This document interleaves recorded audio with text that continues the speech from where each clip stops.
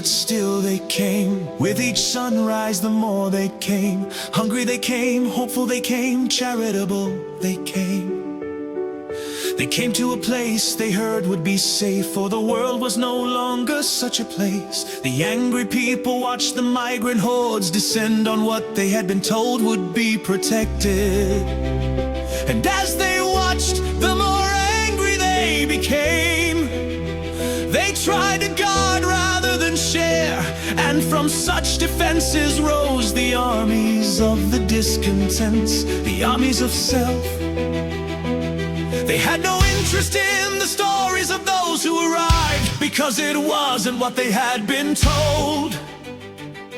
And in believing what they had been told was God-given, they became even angrier, while those who had told the angry people what to believe did nothing. For they were just as blind to the truth, not because it was hidden, but because it was unpleasant, and thus dismissed as superstition.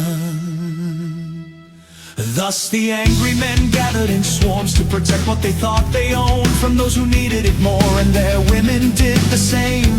Compassion became the first casualty, giving way to intimidation, the new weapon of wrath.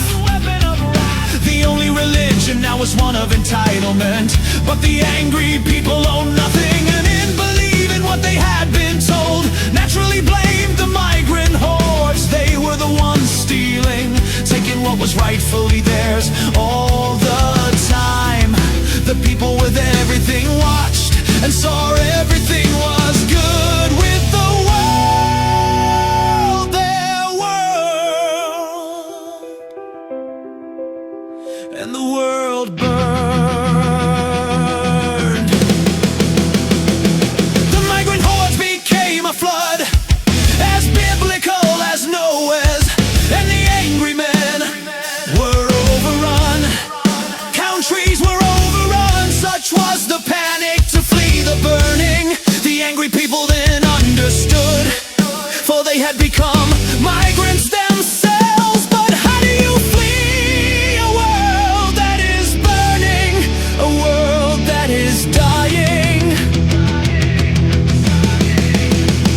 And so the finger swung away from the migrant hordes to those who had said that they were the problem, those who owned everything to protect it from those who needed it, hid their wealth rather than share it, rather than repair it, rather than use it to douse the flames engulfing the land.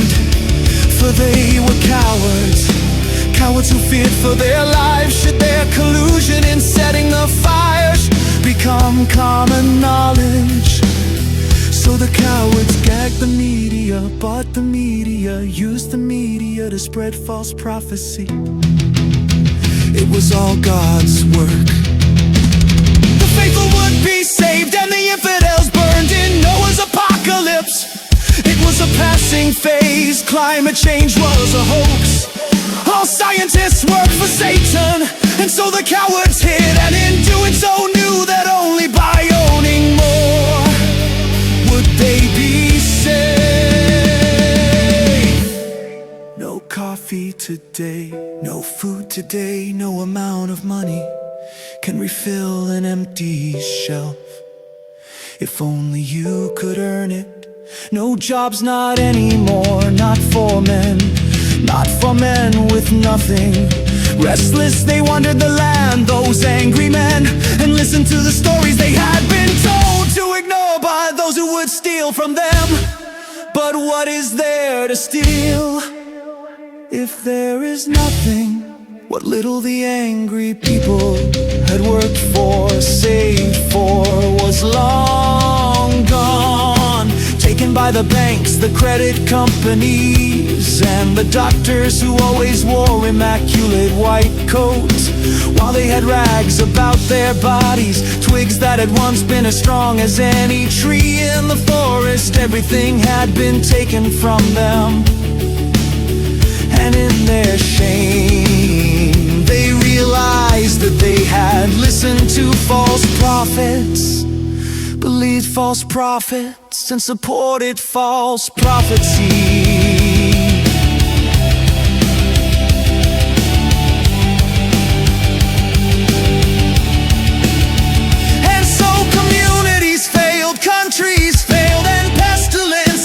told in the final pages of the Bible was on the land. Death became the only crop that endured,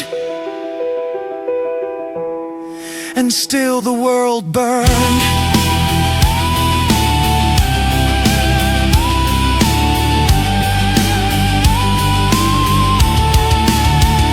And only then those who owned everything in desperation decided they would build a new world, but one only for them, one where wealth still bought luxury, and more importantly, a place where they could own more, for their appetite was insatiable. No amount would ever be enough, not while others had more.